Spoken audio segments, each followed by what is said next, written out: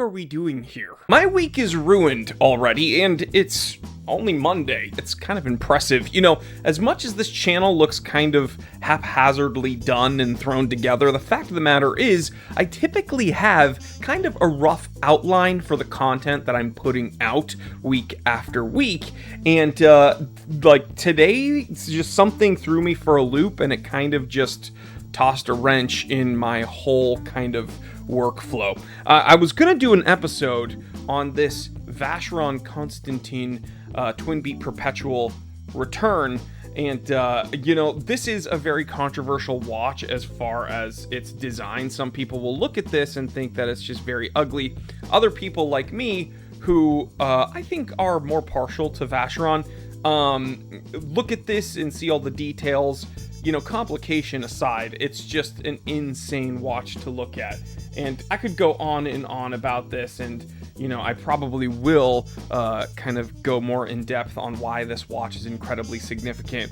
But then I went on Instagram and got sent this. What the fuck are we doing here? It is 8:17 a.m. Let's get down to business. Alright guys, you can see that the frame rate on this video right now is a little different than my normal edited episodes, and it's because this is my streaming / podcasting setup. If you want to see my podcast, which I release weekly, you can go ahead, click the link in the description below. You can subscribe to the Wheel and Watch podcast. We talk about everything, kind of a bunch of crazy tangents, obviously cars and watches, but we go off the rails there in a very big way. But today, again, I was going to make a whole edited episode on a different topic altogether, and then these Invicta videos showed up on my feed because some knuckleheads sent it to me. You know who you are. And we're gonna go and look at what Invicta is releasing and promoting, because let's face it, the last time I made an Invicta video was like almost a decade ago. It's been a long time. So maybe they've gotten better. Now, I'm currently wearing this awesome Citizen. It's just an insane watch that I think is objectively much more wearable, much more aesthetically pleasing, and just a reasonable item to have on your wrist, especially compared to things like this. I just don't know, like, who would wear this or how, like, just based upon the arm of the person in the video. That's a grown-ass man. And it is consuming not only the full frame of the video, but his entire wrist / hand. Look at that. But we're not done. Oh my gosh, dude. Full, like, blacked out Cuban link chain on the border of the bracelet links. How is this appealing to people? All right, this Bolt Zeus Magnum is up next. I don't know if it's just because the two monstrosities we saw before this were, like, just exceptionally gaudy and insane, but this one actually looks more wearable somehow. By the way, the comment section on Invicta's Instagram posts are hilarious. This person, top comment is, do they make it any bigger? Let's take a look at a chronograph. The Sea Hunter 48982 is built loud and built to dive. Oh my god. Oh my god. This is insane.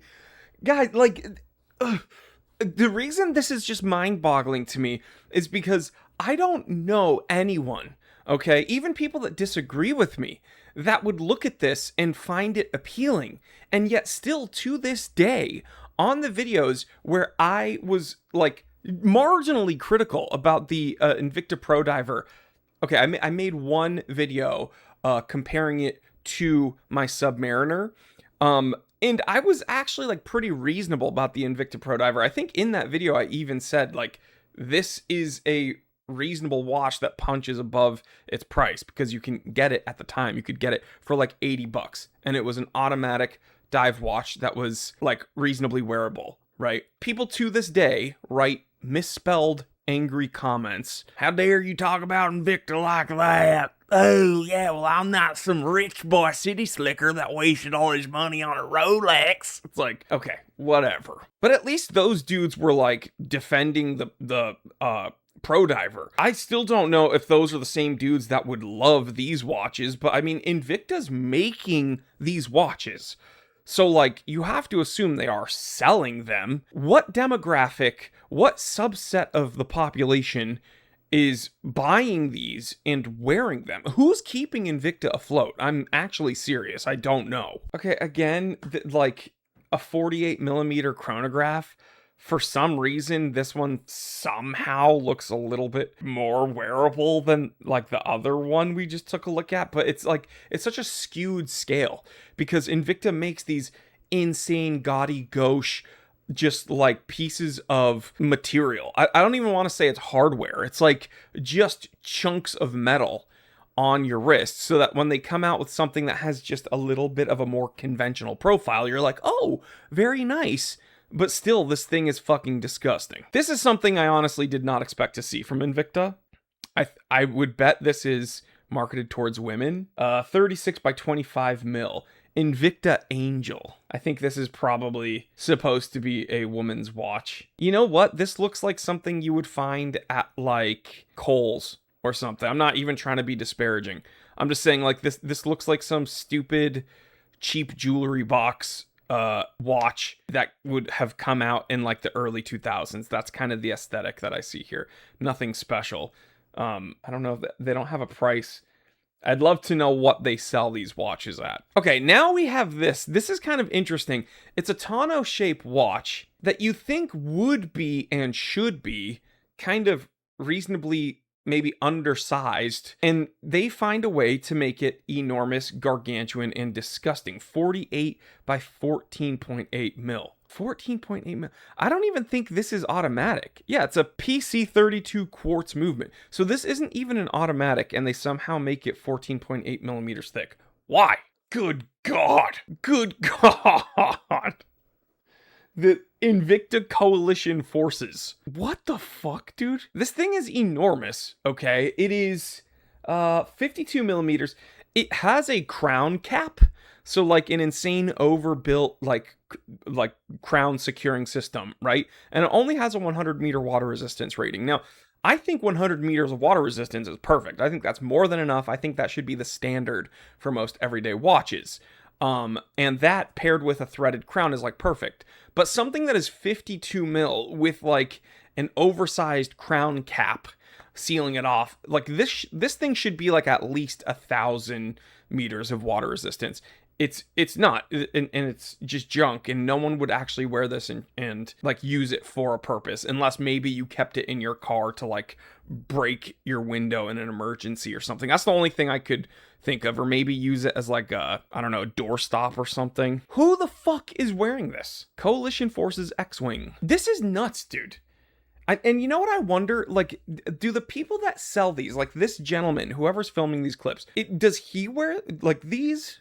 Does he actually like these? And when he's moving them around on camera and you see the contrast between the size of the watch and his wrist, does he think it looks a bit silly? Like I'm so genuinely interested. Who's looking at these products thinking that they're nice and that they want them? And do the salespeople actually like enjoy these products, or is it just a job? I want to know. Now, we've had a lot of fun in this episode. Bagging on Invicta is always like just, it's a gift that keeps on giving, right? It's just so fun. I'm going to wrap this episode up with something more reasonable because I have to show the good with the bad.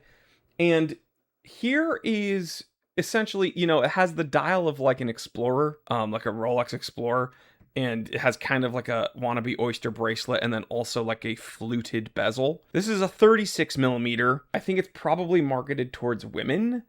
But this is like the most reasonable thing on their Instagram account. And I have to, you know, I always do pros and cons. It's not just all bad. It's not just all good. This is something like if I had to pick something on their Instagram, this is actually something I would wear, this 36 mil fluted bezel. It still looks incredibly cheap. It doesn't look impressive in any way, and it is just some, you know, very simple quartz.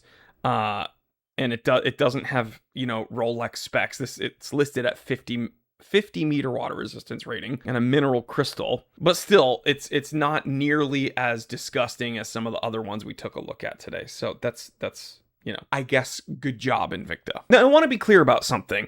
if you are sincerely someone who really, really enjoys the watches that I was making fun of, I would like to hear from you, because I cannot even conceptualize what the appeal is, but I'm open to learning. I'm open to hearing why another person might find these appealing.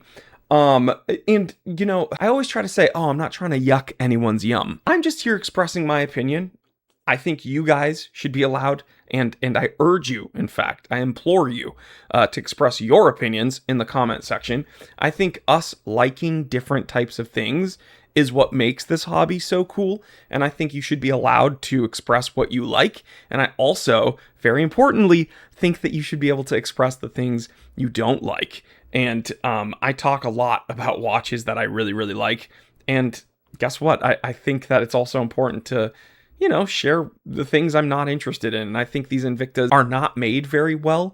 I think they're very overpriced for what they even offer. And I think that they are, I don't even want to consider them wristwatches. It's literally like a wall clock that somehow has something you can, you know, affix to your limb.